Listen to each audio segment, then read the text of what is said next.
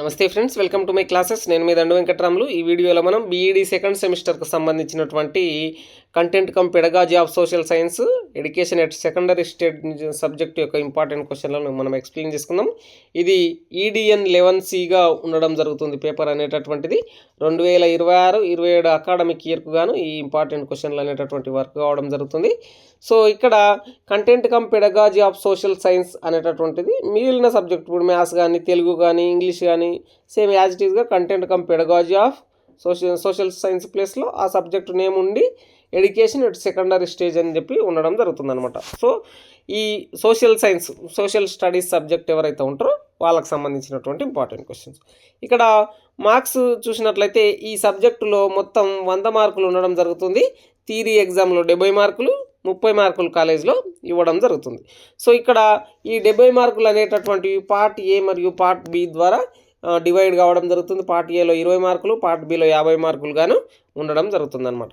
So ఇక్కడ మనం important క్వశ్చన్లను చూసినట్లయితే explain about micro and macro economics, micro మరియు మ్యాక్రో ఎకనామిక్స్ గురించి వివరించండి.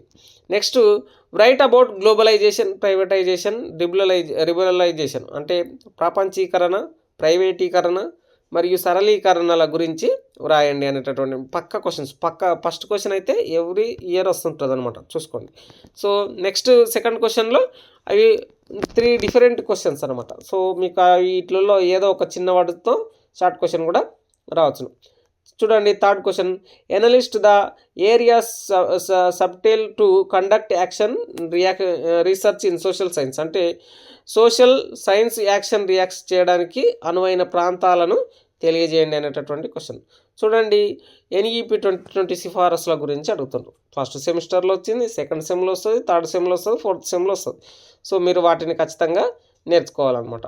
ఈ ఎన్ఈపి 2020 యొక్క ముఖ్య ఉద్దేశాలు ఏంటి, అవన్నీ కూడా ఎన్ఈపి 2020 లక్ష్యాలేంటి, ఎన్ఈపి 2020 యొక్క ఉపయోగాలు ఏంటి అనేటటువంటి మీరు చాట్ జీపీటీని అడిగినా సరే పర్ఫెక్ట్ ఆన్సర్ వస్తుంది. ఆ ఆన్సర్ని మీరు ఒక 2-3 పేజీలు లాంగ్ క్వశ్చన్స్ అయితే 2.5 పేజీలు ఖచ్చితంగా రాయడానికి ప్రయత్నం చేయండి. Next explain about Edgar Dale's cone of experience, Edgar Dale అనుభవాల శంకు గురించి వివరించండి. ఇది కూడా చాలాసార్లు రిపీట్ అయింది. మీరు నేర్చుకుంటే టెట్ డిఎస్లో కూడా ఎడ్గర్ డేల్ మీద క్వశ్చన్లు వస్తూనే ఉంటాయి అనమాట. సో ఆ సబ్జెక్ట్ మీరు ఈ క్వశ్చన్ ఎప్పటికీ కూడా నేర్చుకుంటున్నంటే వృధా కాదు. నెక్స్ట్ సిక్స్త్ క్వశ్చన్ చూడండి, analyst the print sources useful to teach social sciences అంటే సామాజిక శాస్త్రాలను బోధించడానికి ఉపయోగపడే ముద్రణ వనరుల నమోదును తెలియజేయండి అనేటటువంటి ప్రశ్న. నెక్స్ట్ సెవెంత్ క్వశ్చన్ చూడండి, what is meant by digital repository అంటే ఏమిటి, అంటే డిజిటల్ రిపోజిటరీ అంటే ఏమిటి అనేటటువంటిది క్వశ్చన్. చూడండి ఇక్కడ 8th question, are social science clubs sensitize students on society explain అంటే సాంఘిక శాస్త్ర క్లబ్బుల విద్యార్థులకు సమాజంపై అవగాహన కల్పిస్తాయా, వివరించండి. నెక్స్ట్ 9th క్వశ్చన్ చూసినట్లయితే explain about formal professional development platforms of teacher, ఉపాధ్యాయుల అధికారిక వృత్తిపరమైనటువంటి అభివృద్ధి వేదికల గురించి వివరించండి అనేటటువంటిది 9th క్వశ్చన్. 10th క్వశ్చన్ చూసినట్లయితే explain the role of peer assignment in learning అనేటటువంటిది నేర్చుకోవడంలో పీర్ అసైన్మెంట్ పాత్రను వివరించండి అనేటటువంటిది మరొక ప్రశ్న.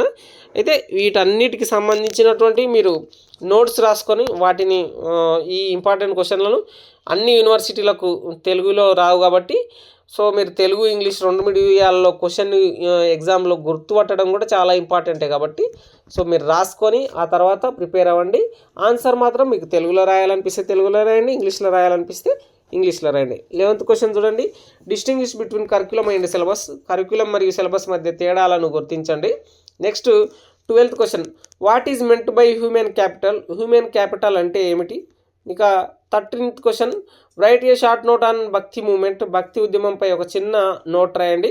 14th క్వశ్చన్ చూడండి, suggest strategies to develop leadership qualities in students, విద్యార్థుల్లో నాయకత్వ లక్షణాల గురించి వివరించండి. చాలాసార్లు స్టూడెంట్ టైప్ క్వశ్చన్స్ అనేటటువంటి సోషల్ సైన్స్లో వస్తాయి, స్టూడెంట్ టైప్ వస్తాయి, ఉపాధ్యాయ టైప్ కూడా వస్తాయి అనమాట. సో అవి సామాజిక శాస్త్ర బోధనలు ఏంటి అనేటటువంటి బేస్డ్లో వస్తాయి, అది గుర్తించండి. Next briefly write about code of conduct for teachers, ఉపాధ్యాయుల ప్రవర్తన నియమావళి గురించి క్లుప్తంగా రాయండి అనేటటువంటి క్వశ్చన్.